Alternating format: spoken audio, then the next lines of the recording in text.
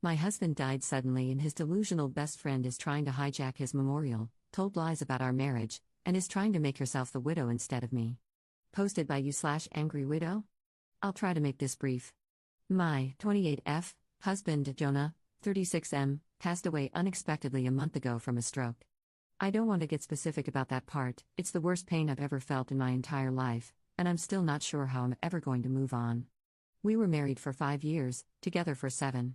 For the past 2 years, we've been trying for a baby, but we're just getting to the point of considering IVF when he died. Jonah had a close friend in high school named Marjorie, 33F. Marjorie also ended up going to the same university as he did, and they spent a lot of time together during those college years. Jonah said that he liked Marjorie's company but never felt anything beyond friendship with her, which I totally believe. Jonah dated other women during that period but told me that several times Marjorie hinted that she wanted him to ask her out. She also joked about wanting him to be her plan B in case she didn't meet someone and get married by 30.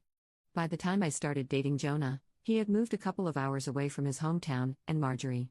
Despite this, Marjorie immediately began finding excuses to come to our town and hang out, which usually involved her encouraging us to go drinking and then her passing out on the couch at Jonah's apartment.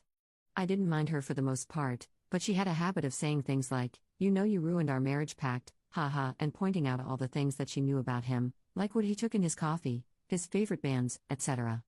Over the course of our relationship, and especially after we got married, Jonah definitely put some distance into his relationship with Marjorie. He confided in me that he felt he had outgrown her and that they really had little in common anymore. He stopped responding to her invitations to hang out as often, though he would occasionally call to catch up out of guilt, especially when she would text him or leave messages saying she was so sad he was ignoring her and the like. But now he's gone. I had him cremated, like he wanted. We haven't done the memorial service yet. It was too hard for me to even imagine the first couple of weeks, and I also wanted to give time for some out-of-state people to make travel plans. The memorial is this weekend.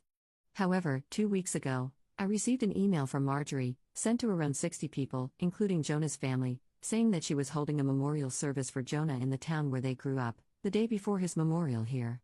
I was completely blown away, seeing as she hadn't mentioned anything to me or even attempted to call.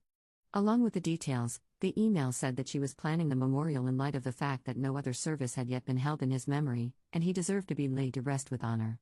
For the record, she was invited to the memorial I've been planning and knew it was happening.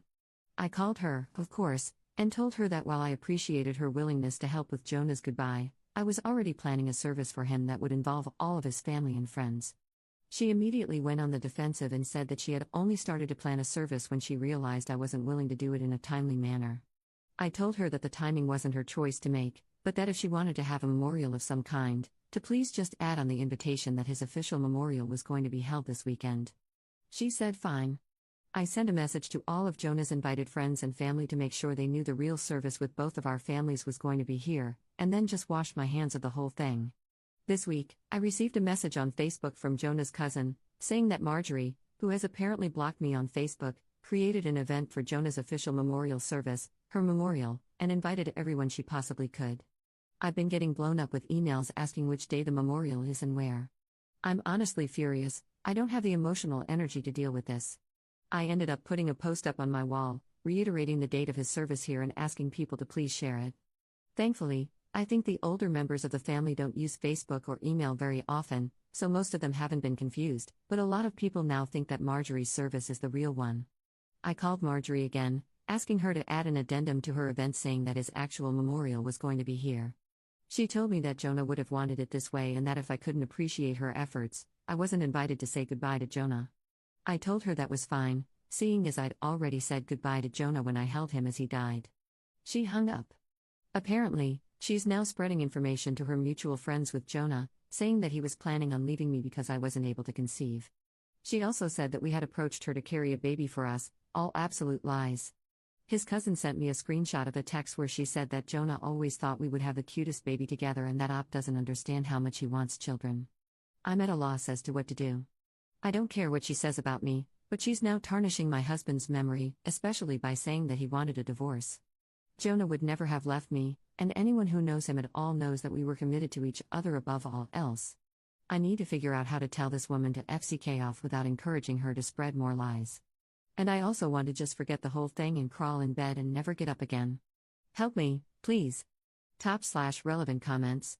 Commenter. I'm so sorry for your loss. I can't imagine the pain you must be in right now. Marjorie sounds completely insane and malicious. If I were in your shoes, I'd be very tempted to go scorched earth on her, but that wouldn't be the most constructive approach here. So here's what I'd do instead. Send an email to all of the guests you've invited to attend the actual memorial service stating, just to reiterate, the service will be held at X location on Y date. Do not mention Marjorie, her lies, or the second service. Contact the funeral home and see what can be done to pull the plug on Marjorie's service. Delete and block this woman on all forms of social media, email, your phone, everywhere. Content yourself with the knowledge that if any of Jonah's and Marjorie's mutual friends have half a brain, they'll understand she's out of her mind or at least being outrageously inappropriate. Update 2 days later. I apologize for not updating sooner, but a lot happened over the last couple of days. Thank you to everyone who offered help and advice. For those who offered monetary assistance, Jonah and I were in a stable financial position. I'm going to be comfortable until I decide to go back to work. Your willingness to help was deeply appreciated, however, and I'm truly bowled over by your kindness. I took the advice of the majority of comments and called the chapel where Marjorie was planning her service. I spoke with the pastor, who immediately told me that he had been trying to get in touch with me regarding the service. Apparently both Jonah and Marjorie had grown up in that church. I am not religious, and neither was Jonah as an adult. My voicemail has been flooded, so it's definitely plausible that I overlooked his call. He immediately expressed how sorry he was to hear of Jonah's loss and said he had received my contact info from Jonah's great aunt, who still attends there. He said he was surprised when Marjorie asked to have a service for Jonah, but she had claimed that Jonah and I were separated and I didn't want to be involved. He had been trying to follow up with me, but obviously, that didn't happen. He was very apologetic and said that we could cancel the service or move forward in any way that felt right to me. He said that he knew the church members would appreciate the service, since many of them remembered Jonah as a boy, but obviously Marjorie would no longer have a role. I agreed that the service could go forward. He called to speak with Marjorie after our conversation and informed her that she was no longer welcome to participate in the organization of the service after her behavior. He wouldn't tell me all that she said, but said she was distraught, and he recommended some mental health/spiritual services to her that he hopes she accepts. She apparently apologized for lying and asked to speak with me, but I declined. I feel bad if she's truly contrite, but I just have too much on my plate right now. We had 2 beautiful services for my husband, first the one at his hometown church, and then the non-religious one that I planned. Everyone who came wanted to honor Jonah, and that's all that really matters. I was told a dozen stories about him that I'd never heard before, and I laughed so hard I cried, then cried some more. My cousin was on the lookout for Marjorie, and I honestly didn't think about her the whole weekend. She turned up for the first service, and then the pastor ended up speaking with her, unbeknownst to me. My cousin says he was sympathetic but firm and told her that her presence there would be inappropriate. Surprisingly, she left without fuss. I'm still not sure the situation is entirely resolved, but I got to lay my husband to rest in the way he deserved, and that's the most important thing to me right now. Thanks, everyone, for your support. Top/relevant comments. Commenter. I'm glad the pastor is such an awesome, compassionate person, and that you were able to memorialize your husband with people who cared about him. Ops response. I definitely expressed my heartfelt appreciation to him.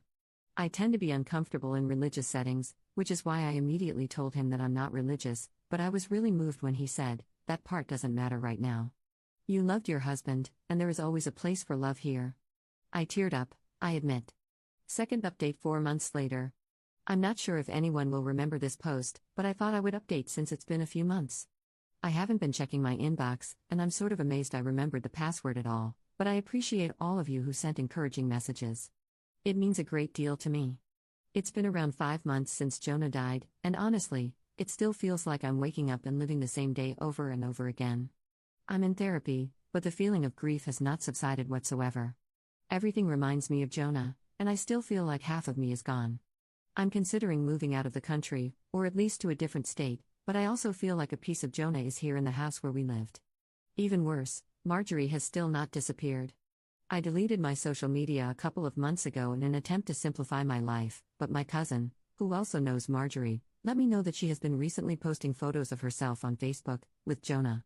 Some were from several years ago, but she was saying things like "I still miss my man every day and I can't wait until Jonah's baby arrives." She is apparently pregnant and claiming that the baby is my husband's. She has also photoshopped his face onto several photos, some on another shirtless male posing semi-suggestively with her. The photoshopping is pretty good, but it's obviously not my husband's body. People have been saying things like, "Congratulations, we know you'll be a great mother to Jonah's child." Nobody I knew, thankfully. It honestly made me feel sick, and I went and laid in bed pretty much all day. I hate that she is getting to me like this, but I can't stand the thought that she's claiming my husband was unfaithful to me, and that people are believing it. One bright note is Marjorie's brother, who also knew Jonah. On one of her recent posts, he commented, "WTF Marjorie? I spoke to Jonah like 2 weeks before he died and he said he was trying for a baby with Op. You guys were just friends. This is effed up and you know it." The post was deleted a couple of hours later. I don't know what to do anymore. I don't have the energy to battle with this woman, but I'm infuriated and hurt by this blatantly disrespectful pack of lies that she's spreading. My cousin called her and asked that she remove the photos, but she apparently said that Op can go to hell. She just doesn't want to accept that Jonah wanted a baby with me more, and she couldn't give him one. I'm lost. What can I do about this? It seems like all I can do is sit and watch this crazy woman try to convince Jonah's friends and family that he never loved me. Top/relevant comments. Commenter. This is what you should remember when her delusions get to you, even her own family knows she is crazy. What you and your husband had together doesn't need to be photoshopped and lied about on Facebook, it was real.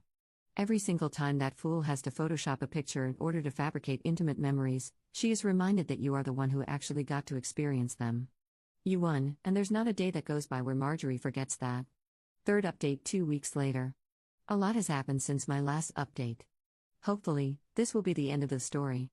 Marjorie's brother became very concerned after speaking to me and apparently questioned Marjorie extensively about her behavior. She continued to claim that she was pregnant with Jonah's baby and that they had had a lengthy affair, but the details didn't add up. The brother knew Jonah pretty well and was generally aware of his work schedule, etc. She said they were meeting at a hotel at lunchtime 3 days a week, but he knew that Jonah came home for lunch with me every day. Stuff like that. He went home late that night to sleep on it. After he went home, Marjorie came over to see me at 3 a.m. She started screaming at me to come outside, saying that I had ruined her relationship with Jonah and how happy they were before me, etc. I called the police and her brother, who both arrived around the same time. She pushed the police officer who tried to ask her what was going on and was immediately arrested. I felt bad for her brother, but he just apologized to me repeatedly. Marjorie yelled expletives and tried to demand special treatment because the police were apparently hurting her baby by keeping her in the car. I gave a statement, and they left. Not exactly sure what happened after, but her brother says she is now under psychiatric evaluation, and is apparently struggling with a mental disorder that he wouldn't name. She has apparently not taken her meds in 2 years. I didn't ask for details, but it seems she is going to get some help. I'm not pressing any sort of charges. Her brother also linked me to his post on social media, where he made it very clear that Marjorie has been having some difficulties, and absolutely none of what she said about Jonah is true. I'm glad this seems to be over, but I've decided I need a fresh start no matter what. I'm looking for a job out of state, and I'll be doing my best to leave my life with Jonah behind. Thank you all for your help and encouragement. Top/relevant comments. Commenter. This is the best update possible. She was a few months shy of stealing a baby from someone's shopping cart. Her delusion had to be shattered, and this was the only way. I hope her being ill actually helps you cope with all of the disturbance she's brought to your life. On a personal note, I lost my partner too. So, naturally, I deeply sympathize with your pain. A lot of people would say that moving doesn't help, and to an extent, that's true. But I get you.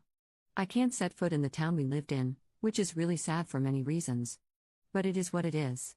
Moving away from the memories isn't a bad idea. It is hard to heal when you are constantly driving past places that evoke memories. So, good for you on deciding to move. I wish you well with all of this.